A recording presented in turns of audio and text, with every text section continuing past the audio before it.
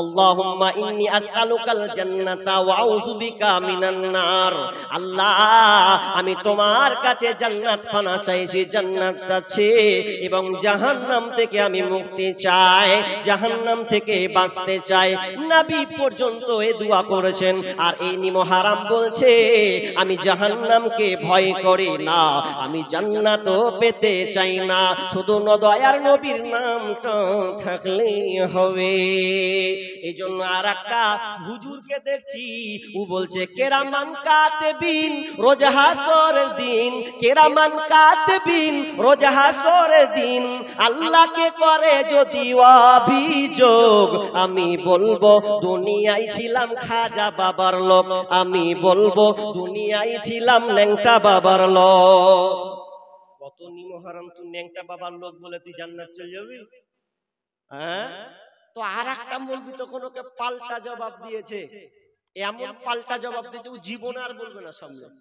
হ্যাঁ, ও কেরামান কাতিবিন পাইবে যেই দিন, ও কেরামান কাতিবিন পাইবে যেই দিন, তোরা যারা ছিলি ন্যাংটা বাবার লোক, জুতা পিটাইয়া বলবে জাহান্নামে ঢোক, জুতা পিটাইয়া বলবে তোরা জাহান্নামে ঢোক। খুব পাইতারা করছিলি না? হ্যাঁ, খাজা বাবার লোক বলে তোরা জান্নাত লিবি, সহজ হয়ে গেছে? জি না, জাহান্নাম খুব খাতারনাক জায়গা। আলেমরা এই উল্টা পাল্টা কথা বলে মানুষের ঈমানকে তারা গোমরা করবে। জাহান্নামে ভয় করা উচিত ওই জালেমদেরকে, ওই রকম আলেমকে জাহান্নাম ব্যাপারে ভয় করা উচিত, কিন্তু ওরা না না মানুষকে জাহান্নামের দিকে আনবে।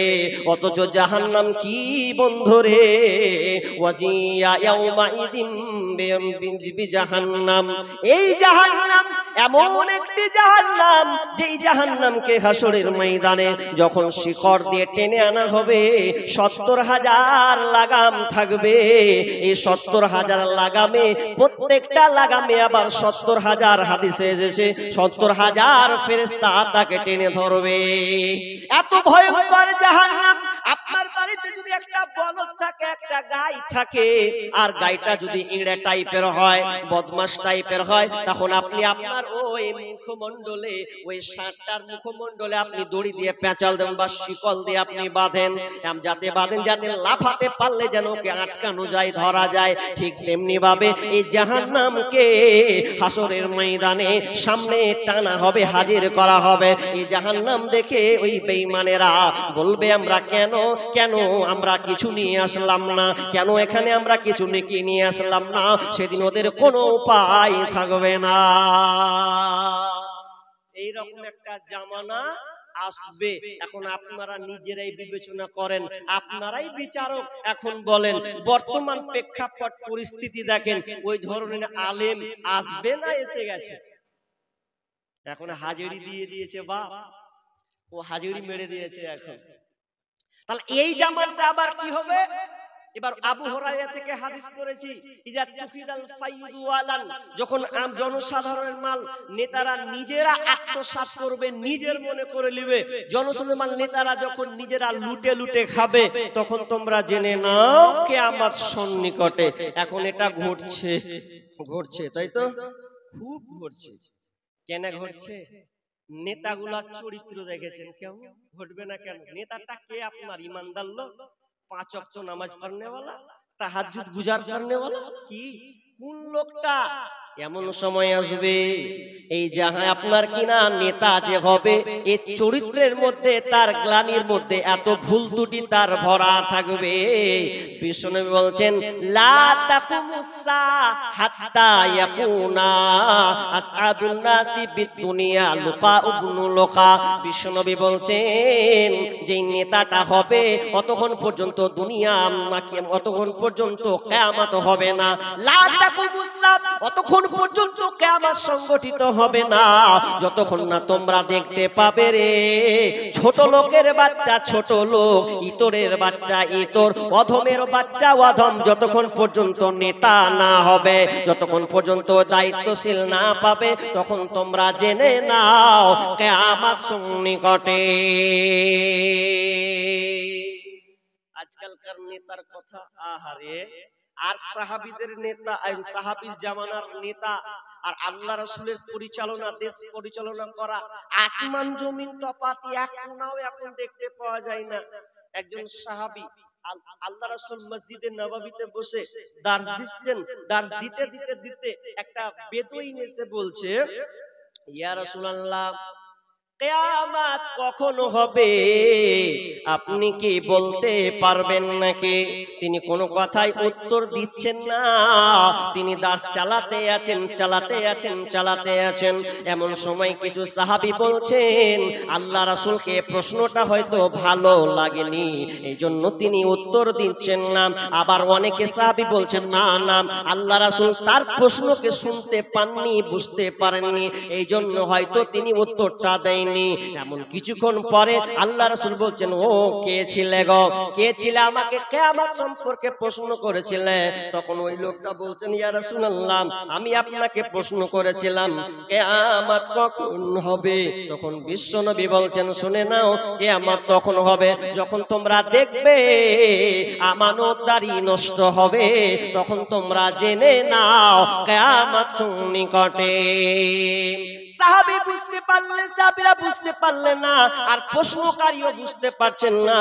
তখন আবার বলছেন, ইয়া রাসূলুল্লাহ, আমানত কিভাবে নষ্ট হবে? তখন আল্লাহ রাসূল বলছেন, শুনে নাও, যেদিন তোমরা দেখবে অযোগ্য ব্যক্তিকে নেতৃত্ব দেওয়া হবে, অযোগ্য ব্যক্তি মেম্বার হবে, প্রধান হবে, এমএলএ এমপি হবে, সর্দার মোড়ল হবে, এক কথায় দায়িত্বশীল সে হবে। যে সেই দায়িত্বশীলটা যে পাবে ও হবে অযোগ্য লোক। অযোগ্য লোক যখন এই দায়িত্ব পাবে, তখন তোমরা জেনে নাও কিয়ামত সন্নিকটে। তাহলে এখন কেমন কি অবস্থা দেখেন, অযোগ্য লোক যারা হবে তারা দায়িত্ব নিবে, জি ওরা দায়িত্ব নিবে। আর ওটাই এখন বর্তমানে আপনি দেখেন, আপনাকে নাম বলতে হবে না, আপনি বিবেকমান মানুষ, আপনি বসেই দেখছেন যে কারা দেশ চালায়, কে এমপি, কে এমএলএ, কে প্রধান, কে মেম্বার, কারা কতটুকু মানে যোগ্য রাখে এই দায়িত্ব পালন করার, আপনি তো নিজেই বুঝতে পারছেন। আর সাহাবীরা কেমন দায়িত্বশীল ছিলেন, সাহাবীদের সিলসিলা আপনি দেখেন তারা কেমন দায়িত্ববান ছিলেন। আমি অত সাহাবীদের কথাও বলবো না, আল্লাহ রাসূলের কোনো আপনার ঘটনাও বলবো না, তবে একটা আপনাকে বলছি এক্সাম্পল, উদাহরণের জন্য। পঞ্চম খলিফা উমর বিন আব্দুল আজিজ, তিনি একজন পঞ্চম খলিফা ছিলেন। সেই পঞ্চম খলিফার একটা কথা আপনি ইতিহাসটা নেন আপনি, তাহলে বুঝতে পারবেন নেতার আর বর্তমান নেতা কত পার্থক্য আছে। ওমর বিন আব্দুল আজিজ তিনি একদিন মন খারাপ করে আছেন, তো মেয়ে বাড়িতে বসে কান্না করছে। ঈদের সময়, ঈদ হবে, তো ঈদের হচ্ছে আনন্দের দিন, তো ঈদ যে এখন হবে, তো ঈদের আনন্দের মুহূর্তে তার মেয়ে কান্না করছে। তখন মেয়েটাকে দিয়ে বলছে, মা, কারণ জানেন ছেলে আর মেয়ের মধ্যে যদি আপনার বেটিও আছে, বেটাও আছে, বেটার চাই বেটাও কান্না করে, আপনার মেয়েটাও কান্না করে, কিন্তু দেখবেন মেয়ে যখন ফুফরে ফুফরে কাঁদে তখন আপনার ভিতরটা কেমন নরম হয়ে যায়, আপনি প্রশ্নবুদ্ধ হয়ে যান, আহারে আমার বেটি তুই কেন কাঁদছিস বল। তখন ওই উমর বিন আব্দুল আজিজের মেয়ে যখন তিনি কান্না করছে, তখন তিনি প্রশ্ন বলছেন, মা কেন তুমি কান্না করছো গো মা, কি হয়েছে বেটি রে? তখন ওই মেয়েটা বলছে, আব্বা আমি কেন এমনি কাঁদছি, আমি এমনি কান্না করছি। বাপ বলছে, না মা, তুমি তো এমনি কোনোদিন কানো না, নিশ্চয়ই তোমার কিছু হয়েছে গো মা। কি হয়েছে বলো গো মা, কেন তুমি কান্না করছো? তখন তিনি বলছে, আব্বা জান, কালকে হবে ঈদের দিন, কাল হবে ঈদ আমাদের, আজকে আমার গায়ে একটা পোশাক নাই, আমি ছিঁড়া পোশাক পরে আছি গো আব্বা, আপনি যদি আমাকে একটা জামা কিনে দিতেন তাহলে হয়তো আমাকে সবাই বলবে আমি জামা পেয়েছি, কিন্তু আমি যে ছিঁড়া জামাটা পরে আছে এটা লোক বলবে, দেখ প্রেসিডেন্টের মেয়েকে দেখ, নেতার মেয়েকে দেখ, ছিঁড়া জামা পরে ঈদ উদযাপন করতে এসেছে, তখন সবাই আমাকে ঘৃণা দিবে।